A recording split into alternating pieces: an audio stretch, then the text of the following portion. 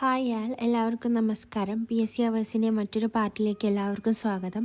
ഇന്ന് നമ്മൾ 7ാം ക്ലാസ്സിലെ ന്യൂ SCERT ടെക്സ്റ്റ് ബുക്കിലെ നമ്മുടെ ഭൂമി എന്ന ജിയോഗ്രഫിയിലെ ഒരു ചാപ്റ്ററാണ് നോക്കാൻ പോകുന്നത്. അപ്പോൾ നമുക്ക് തുടങ്ങാം. ഉള്ളറകളിലേക്ക്. ഉള്ളറയുടെ കേന്ദ്രഭാഗത്തെ ചൂട് ഏകദേശം 5500 ഡിഗ്രി സെൽഷ്യസ് ആണ്. ഉള്ളറയുടെ കേന്ദ്രഭാഗത്തെ ചൂട് ഏകദേശം 5500 ഡിഗ്രി സെൽഷ്യസ് ആണ്. അടുത്ത പോയിന്റ് നോക്കാം. ചില ശാസ്ത്രീയ പഠനങ്ങളുടെയും നിഗമനങ്ങളുടെയും അടിസ്ഥാനത്തിലാണ് ഭൂമിയുടെ ഉള്ളറയെ സംബന്ധിച്ച വിവരങ്ങൾ രൂപപ്പെട്ടിട്ടുള്ളത്. അവ എന്തൊക്കെയാണെന്നൊന്ന് നോക്കാം. അഗ്നിപർവ്വത സ്ഫോടനങ്ങളിലൂടെ ഭൂമിയുടെ ഉപരിതലത്തിൽ എത്തിച്ചേരുന്ന വസ്തുക്കൾ പരിശോധിക്കുന്നതിൽ നിന്ന്, ഖനികളിൽ നിന്ന് ശേഖരിക്കുന്ന വിവരങ്ങളിൽ നിന്ന്, ഭൂകമ്പ സമയത്തുണ്ടാകുന്ന തരംഗങ്ങളുടെ ചലനം വിശകലനം ചെയ്യുന്നതിൽ നിന്നൊക്കെയാണ് ഭൂമിയുടെ ഉള്ളറയെ സംബന്ധിച്ച വിവരങ്ങൾ രൂപപ്പെട്ടിട്ടുള്ളത്. അഗ്നിപർവ്വത സ്ഫോടനങ്ങളിലൂടെ ഭൂമിയുടെ ഉപരിതലത്തിൽ എത്തിച്ചേരുന്ന വസ്തുക്കൾ പരിശോധിക്കുന്നതിൽ നിന്ന്, ഖനികളിൽ നിന്ന് ശേഖരിക്കുന്ന വിവരങ്ങളിൽ നിന്ന്, ഭൂകമ്പ സമയത്തുണ്ടാകുന്ന തരംഗങ്ങളുടെ ചലനം വിശകലനം ചെയ്യുന്നതിൽ നിന്ന്. അടുത്ത പോയിന്റ് ഭൂമിയുടെ ഘടനയാണ്. ഭൂമിയുടെ പുറംഭാഗത്ത് ഭൂവൽക്കം, പിന്നെ മാൻഡില്, പുറക്കാമ്പ്, അകക്കാമ്പാണ് ഏറ്റവും ഉള്ളിലുള്ളത്. അടുത്തത് ഭൂമിയുടെ ഉള്ളറയെ വിവിധ പാളികളായിട്ട് തിരിച്ചിരിക്കുന്നു. ഏറ്റവും പുറമേയുള്ള പാളിയാണ് ഏത്? ഭൂവൽക്കം അഥവാ ക്രസ്റ്റ്. ഏറ്റവും പുറമേയുള്ള പാളിയാണ് ഭൂവൽക്കം അഥവാ ക്രസ്റ്റ്. ഭൂമിയുടെ ഉള്ളറയെ വിവിധ പാളികളായിട്ട് തിരിച്ചിട്ടുണ്ട്. അടുത്ത പോയിന്റ് ഭൂവൽക്കത്തെക്കുറിച്ച് നോക്കാം. ഭൂവൽക്കം അഥവാ ക്രസ്റ്റ്. ഭൂമിയുടെ ഏറ്റവും പുറമേയുള്ളതും താരതമ്യേന നേർത്തതുമായ പാളിയാണ് ഭൂവൽക്കം. ഭൂമിയുടെ ഏറ്റവും പുറമേയുള്ളതും താരതമ്യേന നേർത്തതുമായ പാളിയാണ് ഭൂവൽക്കം. ഖരരൂപത്തിലുള്ള പാറകളാൽ നിർമ്മിതമാണ് ഈ പാളി. ഖരരൂപത്തിലുള്ള പാറകളാൽ നിർമ്മിതമാണ് ഭൂവൽക്കം. അടുത്ത പോയിന്റ് ഭൂവൽക്കത്തിന് വൻകര ഭൂവൽക്കം, സമുദ്ര ഭൂവൽക്കം എന്നിങ്ങനെ 2 ഭാഗങ്ങളുണ്ട്. ഭൂവൽക്കത്തിന് വൻകര ഭൂവൽക്കം, സമുദ്ര ഭൂവൽക്കം എന്നിങ്ങനെ 2 ഭാഗങ്ങളുണ്ട്. വൻകര ഭൂവൽക്കത്തിനാണ് കനം കൂടുതലുള്ളത്. വൻകര ഭൂവൽക്കത്തിനാണ് കനം കൂടുതലുള്ളത്. ശരാശരി കനം 30 കിലോമീറ്ററോളം വരും. വൻകര ഭൂവൽക്കത്തിൻ്റെ ശരാശരി കനം എത്രയാണ്? 30 കിലോമീറ്ററോളം വരും. വൻകര ഭൂവൽക്കത്തിൻ്റെ പർവ്വത പ്രദേശത്ത് ഏകദേശം 70 കിലോമീറ്റർ കനമുണ്ട്. വൻകര ഭൂവൽക്കത്തിൻ്റെ പർവ്വത പ്രദേശത്ത് ഏകദേശം 70 കിലോമീറ്റർ കനമുണ്ട്. എന്നാൽ സമുദ്ര ഭൂവൽക്കത്തിന് ശരാശരി 5 കിലോമീറ്ററാണ് കനം. അടുത്തതാണ് മാൻഡിൽ. മാൻഡിൽ ഭൂവൽക്കത്തിന് താഴെയുള്ള ഭാഗമാണ് മാൻഡിൽ. ഭൂവൽക്കത്തിന് താഴെയുള്ള ഭാഗമാണ് മാൻഡിൽ. താരതമ്യേന കനമുള്ള ഭാഗമാണിത്. ഭൂവൽക്കത്തിന് താഴെയാണ് താരതമ്യേന കനം കൂടുതലുള്ള ഭാഗമാണിത്. ഇത് ഏകദേശം 2900 കിലോമീറ്റർ വരെ വ്യാപിച്ചു കിടക്കുന്നു. ഏകദേശം 2900 കിലോമീറ്റർ വരെ വ്യാപിച്ചു കിടക്കുന്നു. ഭൂവൽക്കവും മാൻഡിലിൻ്റെ ഉപരിഭാഗവും ചേർന്നുള്ള ഭാഗത്തെയാണ് ശിലാമണ്ഡലം അഥവാ ലിത്തോസ്ഫിയർ എന്ന് വിളിക്കുന്നത്. ഭൂവൽക്കവും മാൻഡിലിൻ്റെ ഉപരിഭാഗവും ചേർന്ന ഭാഗത്തെയാണ് ശിലാമണ്ഡലം അഥവാ ലിത്തോസ്ഫിയർ എന്ന് വിളിക്കുന്നത്. ശിലാമണ്ഡലത്തിന് താഴെയായിട്ട് ശിലാപദാർത്ഥങ്ങൾ ഉരുകി മാഗ്മ അർദ്ധദ്രവാവസ്ഥയിൽ കാണപ്പെടുന്ന ഭാഗമാണ് അസ്തനോസ്ഫിയർ. ശിലാമണ്ഡലത്തിന് താഴെയായിട്ട് ശിലാപദാർത്ഥങ്ങൾ ഉരുകി മാഗ്മയായിട്ട് അർദ്ധദ്രവാവസ്ഥയിൽ കാണപ്പെടുന്ന ഭാഗമാണ് അസ്തനോസ്ഫിയർ. എന്നാൽ അസ്തനോസ്ഫിയറിന് താഴെയുള്ള ഭാഗം ഖരാവസ്ഥയിലാണ്. അപ്പോൾ ഭൂവൽക്കവും മാൻഡിലിൻ്റെ ഉപരിഭാഗവും ചേർന്നുള്ള ഭാഗത്തെയാണ് ശിലാമണ്ഡലം എന്ന് വിളിക്കുന്നത് അഥവാ ലിത്തോസ്ഫിയർ. അടുത്തത് ശിലാമണ്ഡലത്തിന് താഴെയായിട്ട് ശിലാപദാർത്ഥങ്ങൾ ഉരുകി മാഗ്മ അർദ്ധദ്രാവകാവസ്ഥയിൽ കാണപ്പെടുന്ന ഭാഗമാണ് അസ്തനോസ്ഫിയർ എന്ന് പറയുന്നത്. എന്നാൽ അസ്തനോസ്ഫിയറിന് താഴെയുള്ള ഭാഗം ഖരാവസ്ഥയിലാണ്. അടുത്ത പോയിന്റ് കാമ്പ് അഥവാ കോറ്. മാൻഡിലിന് താഴെയുള്ള ഭാഗമാണ് കാമ്പ്. മാൻഡിലിന് താഴെയുള്ള ഭാഗമാണ് കാമ്പ്. കാമ്പിന് പുറക്കാമ്പ്, അകക്കാമ്പ് എന്നീ 2 ഭാഗങ്ങളുണ്ട്. കാമ്പിന് പുറക്കാമ്പ്, അകക്കാമ്പ് എന്നിങ്ങനെ 2 ഭാഗങ്ങളുണ്ട്. പുറക്കാമ്പ് ദ്രവാവസ്ഥയിലും അകക്കാമ്പ് ഖരാവസ്ഥയിലുമാണ് കാണപ്പെടുന്നത്. മാൻഡിലിന് താഴെയുള്ള ഭാഗമാണ് കാമ്പ്. കാമ്പിന് പുറക്കാമ്പ്, അകക്കാമ്പ് എന്നിങ്ങനെ 2 ഭാഗങ്ങളുണ്ട്. പുറക്കാമ്പ് ദ്രവാവസ്ഥയിലും അകക്കാമ്പ് ഖരാവസ്ഥയിലുമാണ് കാണപ്പെടുന്നത്. കാമ്പ് മുഖ്യമായും നിക്കൽ, ഇരുമ്പ് എന്നീ ലോഹങ്ങളാൽ രൂപം കൊണ്ടതാണ്. കാമ്പ് മുഖ്യമായും നിക്കല്, ഇരുമ്പ് എന്നീ ലോഹങ്ങളാൽ രൂപം കൊണ്ടതാണ്. അതിനാൽ കാമ്പിന് നിഫെ എന്നും പേരുണ്ട്. കാമ്പ് മുഖ്യമായിട്ട് എന്ത് ലോഹങ്ങളാണ്? നിക്കല്, ഇരുമ്പ് എന്നീ ലോഹങ്ങളാൽ രൂപം കൊണ്ടതാണ്. അതുകൊണ്ട് തന്നെ കാമ്പിനെ എന്ത് വിളിക്കുന്നു? നിഫെ എന്നും കൂടി വിളിക്കുന്നു. നിക്കലത്തെ നയും ഇരുമ്പിലെ ഫെറത്തിലെ Fe ചേർന്നിട്ട് നിഫെ എന്നും പേരുണ്ട്. അകക്കാമ്പിലെ ചൂട് ഏകദേശം 5500 ഡിഗ്രി സെൽഷ്യസ് ആണ്. അകക്കാമ്പിലെ ചൂട് ഏകദേശം 5500 ഡിഗ്രി സെൽഷ്യസ് ആണ്. അപ്പോൾ ഒന്നുകൂടെ നോക്കാം. ഭൂമിയുടെ ഉള്ളറയുടെ കേന്ദ്രഭാഗത്തെ ചൂട് ഏകദേശം 5500 ഡിഗ്രി സെൽഷ്യസ് ആണ്. അടുത്ത പോയിന്റ്, ചില ശാസ്ത്രീയ പഠനങ്ങളുടെയും നിഗമനങ്ങളുടെയും അടിസ്ഥാനത്തിലാണ് ഭൂമിയുടെ ഉള്ളറയെ സംബന്ധിച്ച് വിവരങ്ങൾ രൂപപ്പെട്ടിട്ടുള്ളത്. അവ എന്തൊക്കെയാണ്? അഗ്നിപർവ്വത സ്ഫോടനങ്ങളിലൂടെ ഭൂമിയുടെ ഉപരിതലത്തിൽ എത്തിച്ചേർന്ന വസ്തുക്കൾ പരിശോധിക്കുന്നതിൽ നിന്ന്, പിന്നെ ഖനികളിൽ നിന്ന് ശേഖരിക്കുന്ന വിവരങ്ങളിൽ നിന്ന്, ഭൂകമ്പ സമയത്തുണ്ടാകുന്ന തരംഗങ്ങളുടെ ചലനം വിശകലനം ചെയ്യുന്നതിൽ നിന്നൊക്കെയാണ്. അടുത്ത പോയിന്റാണ് ഭൂമിയുടെ ഘടന. ഭൂമിയുടെ ഏറ്റവും പുറമേയുള്ള പാളിയാണ് ഭൂവൽക്കം. അടുത്തത് മാന്റില്, പുറക്കാമ്പ്, അകക്കാമ്പ്. ഭൂമിയുടെ ഉള്ളറയെ വിവിധ പാളികളായിട്ട് തിരിച്ചിരിക്കുന്നു. ഏറ്റവും പുറമേയുള്ള പാളി ഏതാണ്? ഭൂവൽക്കം അഥവാ ക്രസ്റ്റ്. അടുത്ത പോയിന്റ് ഭൂവൽക്കം. എന്താണ് ഭൂവൽക്കം അഥവാ ക്രസ്റ്റ് എന്ന് വെച്ചാൽ ഭൂമിയുടെ ഏറ്റവും പുറമേ ഉള്ളതും താരതമ്യേന നേർത്തതുമായ പാളിയാണ് ഭൂവൽക്കം എന്ന് പറയുന്നത്. ഖരരൂപത്തിലുള്ള പാറകളാൽ നിർമ്മിതമാണ് ഭൂവൽക്കം. ഭൂവൽക്കത്തിന് വൻകര ഭൂവൽക്കം എന്നും സമുദ്ര ഭൂവൽക്കം എന്നിങ്ങനെ 2 ഭാഗങ്ങളുണ്ട്. വൻകര ഭൂവൽക്കത്തിനാണ് കനം കൂടുതലായിട്ടുള്ളത്. ശരാശരി കനം 30 കിലോമീറ്ററോളം വരും. വൻകര ഭൂവൽക്കത്തിന് പർവ്വത പ്രദേശത്ത് ഏകദേശം 70 കിലോമീറ്റർ കനമുണ്ട്. എന്നാൽ സമുദ്ര ഭൂവൽക്കത്തിന് ശരാശരി 5 കിലോമീറ്ററാണ് കനം. അടുത്ത പാർട്ടാണ് മാന്റില്. ഭൂവൽക്കത്തിന് താഴെയുള്ള ഭാഗമാണ് മാന്റില്. താരതമ്യേന കനമുള്ള ഭാഗമാണിത്. ഏകദേശം 2900 കിലോമീറ്റർ വരെ വ്യാപിച്ചു കിടക്കുന്ന ഭാഗമാണ് മാന്റില്. ഏകദേശം 2900 കിലോമീറ്റർ വരെ വ്യാപിച്ചെടുക്കുന്ന ഭാഗമാണ് മാന്റിൽ. അടുത്ത പോയിന്റ്, ഭൂവൽക്കവും മാന്റിലിന്റെ ഉപരിഭാഗവും ചേർന്നുള്ള ഭാഗത്തെയാണ് ശിലാമണ്ഡലം അഥവാ ലിത്തോസ്ഫിയർ എന്ന് വിളിക്കുന്നത്.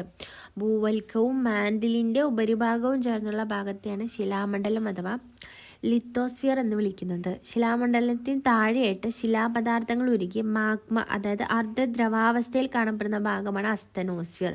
ശിലാമണ്ഡലത്തിന് താഴെയായിട്ട് ശിലാപദാർത്ഥങ്ങൾ ഉരുകി അർദ്ധദ്രവാവസ്ഥയിൽ കാണപ്പെടുന്ന ഭാഗമാണ് അസ്തനോസ്ഫിയർ. എന്നാൽ അസ്തനോസ്ഫിയറിന് താഴെയുള്ള ഭാഗം ഖരാവസ്ഥയിലാണ് കാണപ്പെടുന്നത്. അടുത്ത ഭാഗമാണ് കാമ്പ്. മാന്റിലിന് താഴെയുള്ള ഭാഗമാണ് കാമ്പ്. കാമ്പിന് പുറക്കാമ്പ്, അകക്കാമ്പ് എന്നിങ്ങനെ 2 ഭാഗങ്ങളുണ്ട്. പുറക്കാമ്പ് ദ്രവാവസ്ഥയിലും അകക്കാമ്പ് ഖരാവസ്ഥയിലുമാണ് കാണപ്പെടുന്നത്. കാമ്പ് മുഖ്യമായിട്ടും നിക്കൽ, അതായത് നിക്കൽ, ഇരുമ്പ്, Fe, ഫെറം എന്നീ ലോഹങ്ങളാൽ രൂപം കൊണ്ടതാണ്. അതിനാൽ കാമ്പിന് നിഫെ എന്നും പേരുണ്ട്. അടുത്ത പോയിന്റ്, അകക്കാമ്പിലെ ചൂട് ഏകദേശം 5500 ഡിഗ്രി സെൽഷ്യസ് ആണ്. അടുത്ത പോയിന്റ് നോക്കാം. ഭൂമിയുടെ ഘടനയുടെ സവിശേഷതകളാണ്. ഭൂവൽക്കം ഏറ്റവും പുറമേയുള്ള ഭാഗമാണ് ഭൂവൽക്കം. മാന്റില്, ഭൂവൽക്കത്തിന് താഴെ 2900 കിലോമീറ്റർ വരെയുള്ള ഭാഗമാണ് മാന്റില്. കാമ്പ് നിഫെ എന്നറിയപ്പെടുന്നു. അടുത്ത പോയിന്റ് നോക്കാം. അന്തരീക്ഷ സംരചന, കോമ്പോസിഷൻ ഓഫ് ദി അറ്റ്മോസ്ഫിയർ എന്ന് വെച്ചാൽ ഭൗമോപരിതലത്തിൽ നിന്ന് 10,000-ഓളം കിലോമീറ്റർ ഉയരം വരെ അന്തരീക്ഷത്തിൻ്റെ സാന്നിധ്യമുണ്ട്. ഭൗമോപരിതലത്തിൽ നിന്ന് 10,000 വരെ ഉയരം വരെ അന്തരീക്ഷത്തിൻ്റെ സാന്നിധ്യമുണ്ട്. എന്നാൽ ആകെ അന്തരീക്ഷ വായുവിൻ്റെ 97% സ്ഥിതി ചെയ്യുന്നത് ഭൗമോപരിതലത്തിൽ നിന്ന് ഏകദേശം 29 കിലോമീറ്റർ ഉയരം വരെയാണ്. ആകെ അന്തരീക്ഷ വായുവിൻ്റെ 97% സ്ഥിതി ചെയ്യുന്നത് എവിടെയാണ്? ഭൗമോപരിതലത്തിൽ നിന്ന് ഏകദേശം 29 കിലോമീറ്റർ ഉയരം വരെയാണ് എന്ന് കണക്കാക്കപ്പെടുന്നു. ഉയരം കൂടുന്തോറും വാതകങ്ങളുടെ അളവ് കുറഞ്ഞു വരികയാണ് ചെയ്യുന്നത്. ഉയരം കൂടുന്തോറും വാതകങ്ങളുടെ അളവ് കുറഞ്ഞു വരുന്നു. മനുഷ്യനും മറ്റ് ജീവജാലങ്ങൾക്കും ജീവവായുവായ ഓക്സിജൻ, സസ്യങ്ങളുടെ നിലനിൽപ്പിന് ആവശ്യമായ കാർബൺ ഡയോക്സൈഡ് എന്നിവ ലഭിക്കുന്നത് അന്തരീക്ഷത്തിൽ നിന്നാണ്. ഈ 2 വാതകങ്ങളാണ് ഭൂമിയിൽ ജീവൻ നിലനിർത്താൻ മുഖ്യ പങ്ക് വഹിക്കുന്നത്. അപ്പോൾ ഒന്നുകൂടെ വായിക്കാം. ഭൗമോപരിതലത്തിൽ നിന്ന് 10,000-ഓളം കിലോമീറ്റർ വരെ ഉയരം അന്തരീക്ഷത്തിൻ്റെ സാന്നിധ്യമുണ്ട്. എന്നാൽ ആകെ അന്തരീക്ഷ വായുവിൻ്റെ 97% സ്ഥിതി ചെയ്യുന്നത് ഭൗമോപരിതലത്തിൽ നിന്ന് ഏകദേശം 29 കിലോമീറ്റർ ഉയരം വരെയാണ്.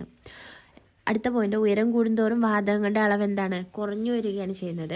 മനുഷ്യനും മറ്റ് ജീവജാലങ്ങൾക്കും ജീവവായുവായ ഓക്സിജൻ, സസ്യങ്ങളുടെ നിലനിൽപ്പിനാവശ്യമായ കാർബൺ ഡയോക്സൈഡ് എന്നിവ ലഭിക്കുന്നതിന് അന്തരീക്ഷത്തിൽ നിന്നാണ്. ഈ 2 വാതകങ്ങളാണ് ഭൂമിയിൽ ജീവൻ നിലനിർത്തുന്നതിൽ മുഖ്യ പങ്ക് വഹിക്കുന്നത്.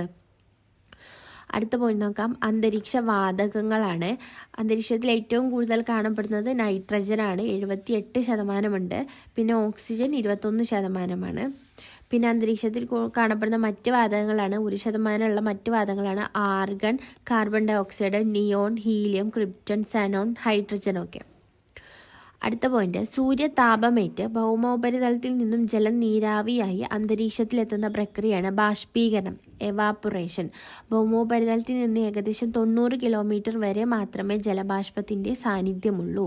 സൂര്യതാപമേറ്റ് ഭൗമോപരിതലത്തിൽ നിന്നും ജലം നീരാവിയായിട്ട് അന്തരീക്ഷത്തിലെത്തുന്ന പ്രക്രിയ എന്താണ് അറിയപ്പെടുന്നത്? ബാഷ്പീകരണം അഥവാ ഇവാപ്പറേഷൻ എന്നറിയപ്പെടുന്നു.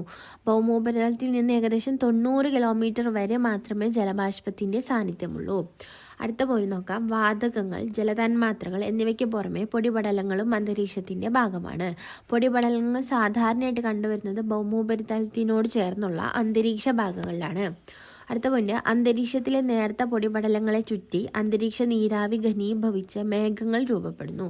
അതിനാൽ അന്തരീക്ഷത്തിലെ നേർത്ത പൊടിപടലങ്ങളെ ഘനീകരണ മർമ്മങ്ങൾ, അതായത് ഹൈഗ്രോസ്കോപ്പിക് ന്യൂക്ലിയൈ എന്ന് വിളിക്കുന്നു. അടുത്ത പോയിന്റ്, ഏതൊക്കെ മാർഗങ്ങളിലൂടെയാണ് അന്തരീക്ഷത്തിൽ പൊടിപടലങ്ങൾ എത്തുന്നതെന്ന് നോക്കാം. കാറ്റിലൂടെ ഭൂമിയിൽ നിന്ന് ഉയർത്തപ്പെടുന്നവ, അഗ്നിപർവ്വതങ്ങളിലൂടെ പുറത്തു വരുന്നവ, ഉൽക്കകൾ കത്തുന്നതിലൂടെ ഉണ്ടാകുന്ന ചാരത്തിലൂടെയൊക്കെയാണ് അന്തരീക്ഷത്തിൽ പൊടിപടലങ്ങൾ എത്തുന്നത്. അപ്പോൾ ഒന്നുകൂടെ നോക്കാം. അന്തരീക്ഷ വാതകങ്ങൾ ഏറ്റവും കൂടുതൽ നൈട്രജനാണ് 78%, ഓക്സിജന്റെ അളവ് 21%. ബാക്കി 1%ത്തിലാണ് എന്തൊക്കെയുള്ളത്? Argon, carbon dioxide, neon, helium, krypton, xenon, hydrogen ഒക്കെ ഉൾക്കൊള്ളുന്നത്. അടുത്ത പോയിന്റ്, സൂര്യതാപമേറ്റ ഭൗമോപരിതലത്തിൽ നിന്നും ജലം നീരാവിയായി അന്തരീക്ഷത്തിലെത്തുന്ന പ്രക്രിയയാണ് ബാഷ്പീകരണം അഥവാ ഇവാപ്പറേഷൻ എന്നറിയപ്പെടുന്നത്. ഭൗമോപരിതലത്തിൽ നിന്ന് ഏകദേശം 90 കിലോമീറ്റർ വരെ മാത്രമേ ജലബാഷ്പത്തിൻ്റെ സാന്നിധ്യമുള്ളൂ. അടുത്തതാണ്, വാതകങ്ങൾ, ജലതന്മാത്രകൾ എന്നിവയ്ക്ക് പുറമെ പൊടിപടലങ്ങളും അന്തരീക്ഷത്തിൻ്റെ ഭാഗമാണ്. പൊടിപടലങ്ങൾ സാധാരണയായിട്ട് കണ്ടുവരുന്നത് ഭൗമോപരിതലത്തിനോട് ചേർന്നുള്ള അന്തരീക്ഷ ഭാഗങ്ങളിലാണ്. അന്തരീക്ഷത്തിലെ നേർത്ത പൊടിപടലങ്ങളെ ചുറ്റി അന്തരീക്ഷ നീരാവി ഘനീഭവിച്ച് മേഘങ്ങൾ രൂപപ്പെടുന്നു. അതിനാൽ അന്തരീക്ഷത്തിലെ നേർത്ത പൊടിപടലങ്ങളെ ഘനീകരണ മർമ്മങ്ങൾ അഥവാ ഹൈഗ്രോസ്കോപ്പിക് ന്യൂക്ലിയൈ എന്നാണ് വിളിക്കുന്നത്. ഇനി ഏതൊക്കെ മാർഗങ്ങളിലൂടെയാണ് അന്തരീക്ഷത്തിൽ പൊടിപടലങ്ങൾ എത്തുന്നത് എന്ന് വെച്ചാൽ, കാറ്റിലൂടെ ഭൂമിയിൽ നിന്ന് ഉയർത്തപ്പെടുന്നവ, അഗ്നിപർവ്വതങ്ങളിലൂടെ പുറത്തു വരുന്നവ, ഉൽക്കകൾ കത്തുന്നതിലൂടെ ഉണ്ടാകുന്ന ചാരത്തിലൂടെ ഒക്കെയാണ്. അടുത്ത പോയിന്റ് നോക്കാം. എന്താണ് അമ്ലമഴ? കൽക്കരി, പെട്രോളിയം ഇന്ധനങ്ങൾ, ഡീസൽ തുടങ്ങിയവ കത്തുമ്പോൾ carbon dioxide, carbon monoxide, sulphur dioxide തുടങ്ങിയ നിരവധിയായിട്ട് ഉള്ള വാതകങ്ങൾ അന്തരീക്ഷത്തിൽ എത്തുന്നുണ്ട്. അവ മഴവെള്ളത്തോടൊപ്പം കലർന്ന് വെള്ളത്തിന് ആസിഡ് സ്വഭാവം കൈവന്ന് ഭൂമിയിലേക്ക് എത്തുന്നു. മഴവെള്ളത്തിൻ്റെ pH മൂല്യം 5-ൽ കുറവാണെങ്കിൽ അതിനെ അമ്ലമഴയായിട്ട് കണക്കാക്കും. ശുദ്ധജലത്തിൻ്റെ pH മൂല്യം 7 ആണ്.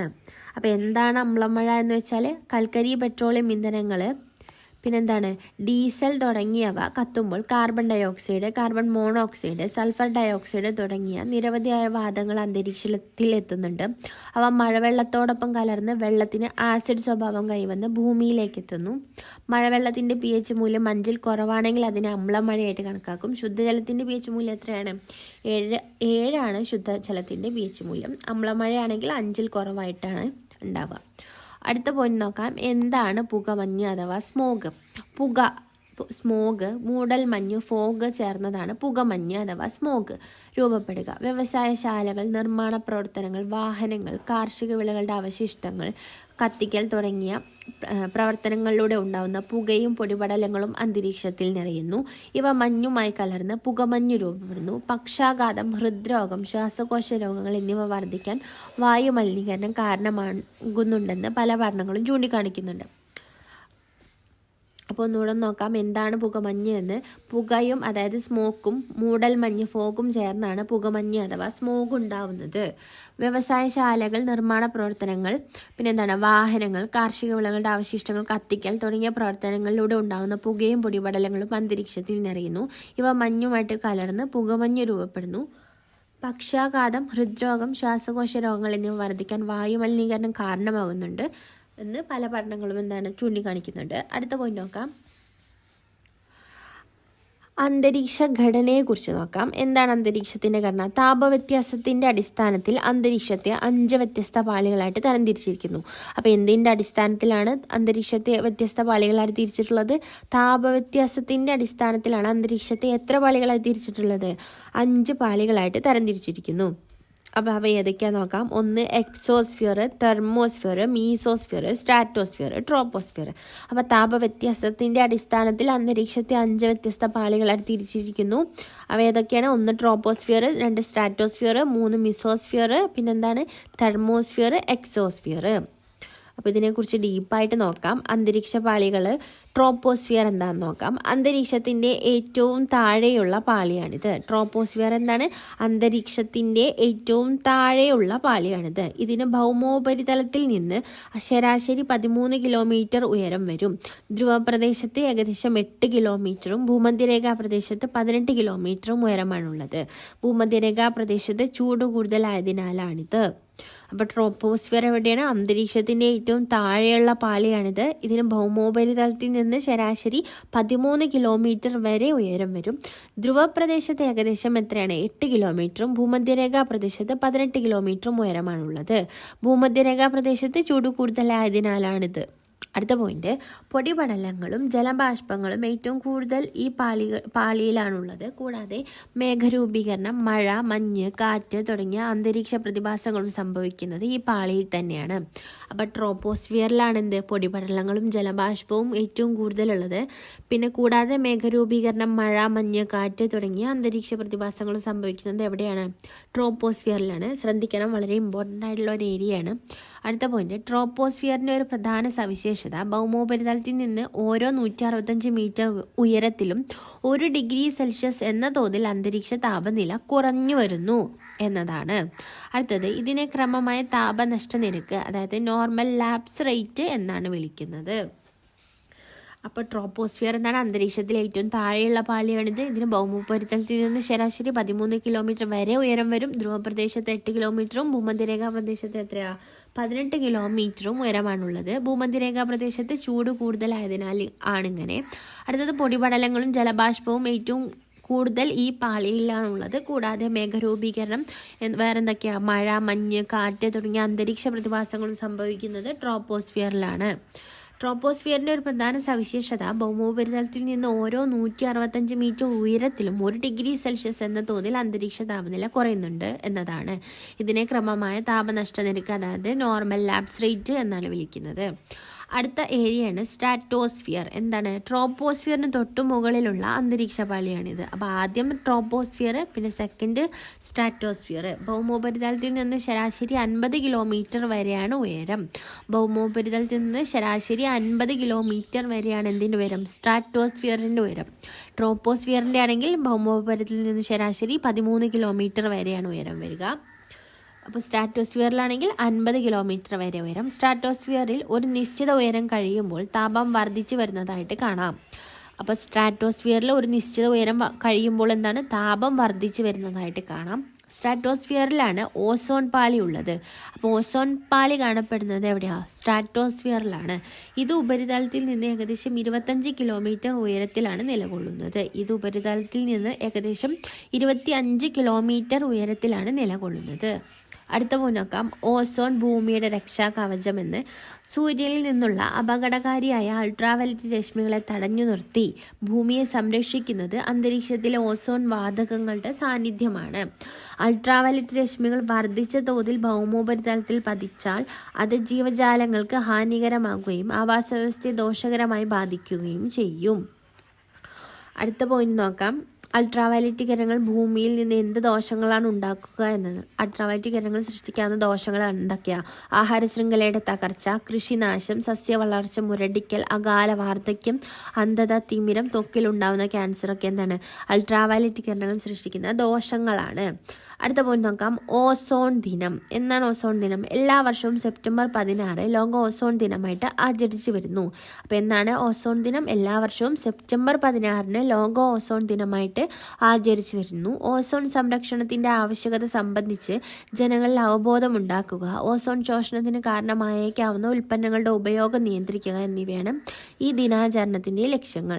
അപ്പോൾ എല്ലാ വർഷവും സെപ്റ്റംബർ 16 എന്താണ്? ലോക ഓസോൺ ദിനമായിട്ട് ആചരിച്ചു വരുന്നു. എന്താണ് ഇതിൻ്റെ ആവശ്യകത?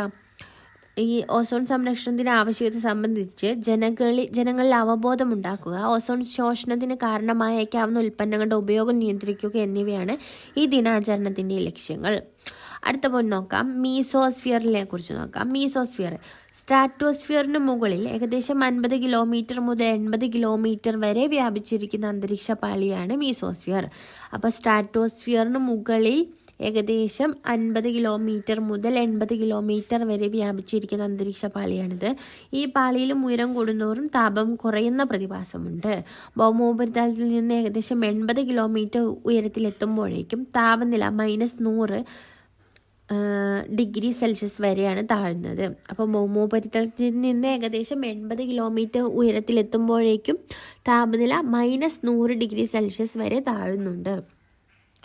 അടുത്ത പോയിന്റ്, അന്തരീക്ഷത്തിലെ ഏറ്റവും കുറഞ്ഞ താപനിലയാണ് ഇവിടെ അനുഭവപ്പെടുന്നത്. ഭൗമാന്തരീക്ഷത്തിലേക്ക് കടന്നെത്തുന്ന ഉൽക്കകൾ മിക്കതും കത്തിച്ചാരമാകുന്നത് ഈ പാളിയിൽ വെച്ചിട്ടാണ്.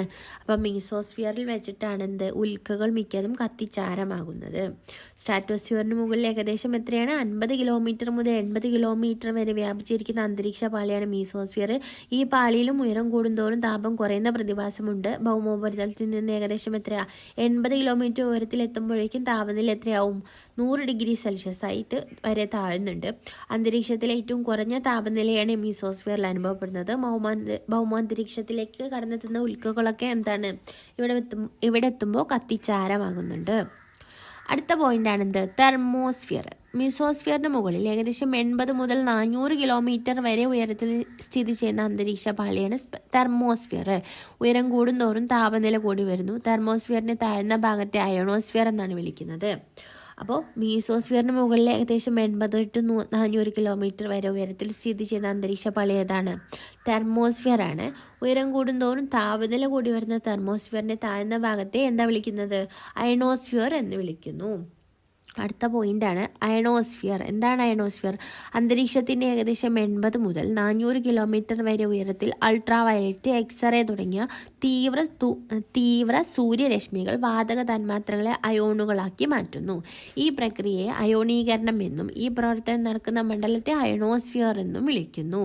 അയോണുകൾക്ക് വൈദ്യുതിയെ കടത്തിവിടുവാൻ കഴിയും. റേഡിയോ തരംഗങ്ങൾ വൈദ്യുത കാന്തിക തരംഗങ്ങളാണ്. അതുകൊണ്ട് ഈ മേഖല റേഡിയോ തരംഗങ്ങളുടെ ദീർഘദൂര പ്രക്ഷേപണം സാധ്യമാക്കുന്നു. അപ്പം റേഡിയോ തരംഗങ്ങളുടെ ദീർഘദൂര പ്രക്ഷേപണം സാധ്യമാക്കുന്ന മേഖല ഏതാ? അയണോസ്ഫിയർ ആണ്. അപ്പോൾ ഒന്നുകൂടെ നോക്കാം. അയണോസ്ഫിയർ അന്തരീക്ഷത്തിൻ്റെ ഏകദേശം 80 മുതൽ 400 കിലോമീറ്റർ വരെ ഉയരത്തിലാണ് അൾട്രാവയലറ്റ്, എക്സ്റേ തുടങ്ങിയ തീവ്ര സൂര്യരശ്മികൾ വാതക തന്മാത്രകളെ അയോണുകളാക്കി മാറ്റുന്നു. ഈ പ്രക്രിയ എന്താണ്? അയോണീകരണം എന്ന് വിളിക്കുന്നു. അയോണുകൾക്ക് വൈദ്യുതിയെ കടത്തിവിടാൻ കഴിയും. റേഡിയോ തരംഗങ്ങൾ വൈദ്യുത കാന്തിക തരംഗങ്ങളാണ്. അതുകൊണ്ട് ഈ മേഖല എന്താണ്? റേഡിയോ തരംഗങ്ങളുടെ ദീർഘദൂര പ്രക്ഷേപണം സാധ്യമാക്കുന്നുണ്ട്. അടുത്ത പോയിന്റാണ് എക്സോസ്ഫിയർ. എന്താണ് എക്സോസ്ഫിയർ? അന്തരീക്ഷത്തിലെ ഏറ്റവും മുകളിലുള്ള പാളിയാണിത്. എക്സോസ്ഫിയർ എന്താണ്? അന്തരീക്ഷത്തിലെ ഏറ്റവും മുകളിലുള്ള പാളിയാണിത്. 400 കിലോമീറ്ററിന് മുകളിൽ സ്ഥിതി ചെയ്യുന്ന എക്സോസ്ഫിയർ എന്ന അന്തരീക്ഷ പാളിയിൽ വായു തന്മാത്രകളുടെ സാന്നിധ്യം ക്രമേണ കുറഞ്ഞ് ബഹിരാകാശത്തിൻ്റെ ഭാഗമായിട്ട് മാറുന്നു. അന്തരീക്ഷത്തിലെ ഏറ്റവും മുകളിലുള്ള പാളിയാണ് എക്സോസ്ഫിയർ. 400 കിലോമീറ്ററിന് മുകളിൽ സ്ഥിതി ചെയ്യുന്ന എക്സോസ്ഫിയർ എന്ന അന്തരീക്ഷ പാളിയിൽ വായു തന്മാത്രകളുടെ സാന്നിധ്യം ക്രമേണ കുറഞ്ഞ് ബഹിരാകാശത്തിൻ്റെ ഭാഗമായിട്ട് മാറുന്നു. അപ്പോൾ അതൊന്നുകൂടെ നോക്കാം. അന്തരീക്ഷ പാളികൾ ഏറ്റവും ഇമ്പോർട്ടൻ്റ് ആയിട്ടുള്ള മേഖലയാണ്, ശ്രദ്ധിക്കണം. ട്രോപ്പോസ്ഫിയർ അന്തരീക്ഷത്തിൻ്റെ ഏറ്റവും താഴെയുള്ള പാളിയാണിത്. ഇതിന് ഭൗമോപരിതലത്തിൽ നിന്ന് ശരാശരി 13 കിലോമീറ്റർ വരെ ഉയരം വരും. ധ്രുവപ്രദേശത്ത് ഏകദേശം 8 കിലോമീറ്ററും ഭൂമധ്യരേഖാ പ്രദേശത്ത് 18 കിലോമീറ്ററും ഉയരമാണുള്ളത്. ഭൂമധ്യരേഖാ പ്രദേശത്തെ ചൂട് ആയതുകൊണ്ടാണ് ഇങ്ങനെ വരുന്നത്. അടുത്തത് പൊടിപടലങ്ങളും ജലബാഷ്പവും ഏറ്റവും കൂടുതൽ ഈ പാളിയിലാണുള്ളത്. കൂടാതെ മേഘരൂപീകരണം, മഴ, മഞ്ഞ്, കാറ്റ് തുടങ്ങിയ അന്തരീക്ഷ പ്രതിഭാസങ്ങൾ സംഭവിക്കുന്നത് ട്രോപ്പോസ്ഫിയർ തന്നെയാണ്. ട്രോപ്പോസ്ഫിയറിന്റെ ഒരു പ്രധാന സവിശേഷത എന്താണ്? ഭൗമോപരിതലത്തിൽ നിന്ന് ഓരോ 165 മീറ്റർ ഉയരത്തിലും 1 ഡിഗ്രി സെൽഷ്യസ് എന്ന തോതിൽ അന്തരീക്ഷ താപനില കുറയുന്നു എന്നതാണ്. ഇതിനെ ക്രമമായ താപനഷ്ട നിരക്ക്, നോർമൽ ലാപ്സ് റേറ്റ് എന്നാണ് വിളിക്കുന്നത്. അടുത്ത പോയിന്റാണ് സ്ട്രാറ്റോസ്ഫിയർ. ട്രോപ്പോസ്ഫിയറിന് തൊട്ടു മുകളിലുള്ള അന്തരീക്ഷ പാളിയാണിത്. ഭൗമോപരിതലത്തിൽ നിന്ന് ശരാശരി 50 കിലോമീറ്റർ വരെയാണ് ഇതിൻ്റെ ഉയരം. സ്ട്രാറ്റോസ്ഫിയറിൽ ഒരു നിശ്ചിത ഉയരം കഴിയുമ്പോൾ താപം വർദ്ധിച്ചു വരുന്നതായിട്ട് കാണാം. സ്ട്രാറ്റോസ്ഫിയറിലാണ് ഓസോൺ പാളി ഉള്ളത്. ഇത് ഉപരിതലത്തിൽ നിന്ന് ഏകദേശം 25 കിലോമീറ്റർ ഉയരത്തിലാണ് സ്ഥിതി ചെയ്യുന്നത്. അടുത്ത പോയിന്റാണ് ഓസോൺ ഭൂമിയുടെ രക്ഷാകവചം. സൂര്യനിൽ നിന്നുള്ള അപകടകാരികളായ അൾട്രാവയലറ്റ് രശ്മികളെ തടഞ്ഞു നിർത്തി ഭൂമിയെ സംരക്ഷിക്കുന്നത് അന്തരീക്ഷത്തിലെ ഓസോൺ വാതകങ്ങളുടെ സാന്നിധ്യമാണ്. അൾട്രാവയലറ്റ് രശ്മികൾ വർദ്ധിച്ച തോതിൽ ഭൗമോപരിതലത്തിൽ പതിച്ചാൽ അത് ജീവജാലങ്ങൾക്ക് ഹാനികരമാവുകയും ആവാസ വ്യവസ്ഥയെ ദോഷകരമായി ബാധിക്കുകയും ചെയ്യാം. അടുത്ത പോയിന്റാണ് അൾട്രാവയലറ്റ് കിരണങ്ങൾ സൃഷ്ടിക്കാവുന്ന ദോഷങ്ങളാണ് ആഹാര ശൃംഖലയുടെ തകർച്ച, കൃഷിനാശം, സസ്യവളർച്ച മുരടിക്കൽ, അകാല വാർദ്ധക്യം, അന്ധത, തിമിരം, ത്വക്കിലുണ്ടാക്കുന്ന ക്യാൻസർ. അടുത്തതാണ് ഓസോൺ ദിനം. എല്ലാ വർഷവും സെപ്റ്റംബർ 16 ലോക ഓസോൺ ദിനമായിട്ട് ആചരിച്ചു വരുന്നത്. ഓസോൺ സംരക്ഷണത്തിന്റെ ആവശ്യകത സംബന്ധിച്ച് ജനങ്ങളിൽ അവബോധം ഉണ്ടാക്കുക, ഓസോൺ ശോഷണത്തിന് കാരണമായേക്കാവുന്ന ഉൽപ്പന്നങ്ങളുടെ ഉപയോഗം നിയന്ത്രിക്കുക എന്നിവയാണ് ഈ ദിനാചരണത്തിന്റെ ലക്ഷ്യങ്ങൾ. അടുത്ത പോയിന്റാണ് മീസോസ്ഫിയർ. മീസോസ്ഫിയറിന് മുകളിൽ ഏകദേശം 50 കിലോമീറ്റർ മുതൽ 80 കിലോമീറ്റർ വരെ വ്യാപിച്ചിരിക്കുന്ന അന്തരീക്ഷ പാളിയാണിത്. ഈ പാളിയിലും ഉയരം കൂടുന്തോറും താപം കുറയുന്ന പ്രതിഭാസമുണ്ട്. അടുത്ത പോയിന്റ്, ഭൗമോപരിതലത്തിൽ നിന്ന് ഏകദേശം 80 കിലോമീറ്റർ ഉയരത്തിലെത്തുമ്പോഴേക്കും താപനില -100 ഡിഗ്രി സെൽഷ്യസ് വരെ താഴ്ന്നു. അന്തരീക്ഷത്തിലെ ഏറ്റവും ഉയർന്ന താപനിലയാണ് ഇവിടെ അനുഭവപ്പെടുന്നത്. ഭൗമാന്തരീക്ഷത്തിലേക്ക് കടന്നെത്തുന്ന ഉൽക്കകൾ മിക്കതും കത്തിച്ചാരമാകുന്നത് മീസോസ്ഫിയറിൽ വെച്ചിട്ടാണ്. അടുത്ത പോയിന്റ് നോക്കാം, തെർമോസ്ഫിയർ ആണ്. മീസോസ്ഫിയറിന് മുകളിൽ ഏകദേശം 80 മുതൽ 400 കിലോമീറ്റർ വരെ ഉയരത്തിൽ സ്ഥിതി ചെയ്യുന്ന അന്തരീക്ഷ പാളിയാണ് തെർമോസ്ഫിയർ.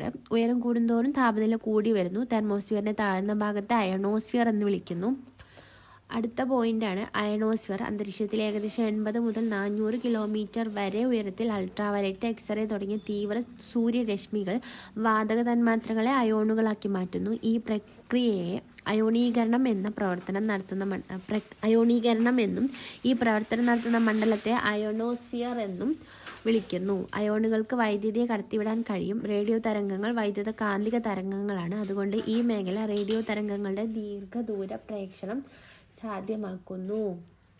അടുത്ത പോയിന്റാണ് എക്സോസ്ഫിയർ. അന്തരീക്ഷത്തിലെ ഏറ്റവും മുകളിലുള്ള പാളിയാണിത്. 400 കിലോമീറ്ററിന് മുകളിൽ സ്ഥിതി ചെയ്യുന്ന എക്സോസ്ഫിയർ എന്ന അന്തരീക്ഷ പാളിയിൽ വായു തന്മാത്രകളുടെ സാന്നിധ്യം ക്രമേണ കുറഞ്ഞ് ബഹിരാകാശത്തിൻ്റെ ഭാഗമായിട്ട് മാറുന്നു.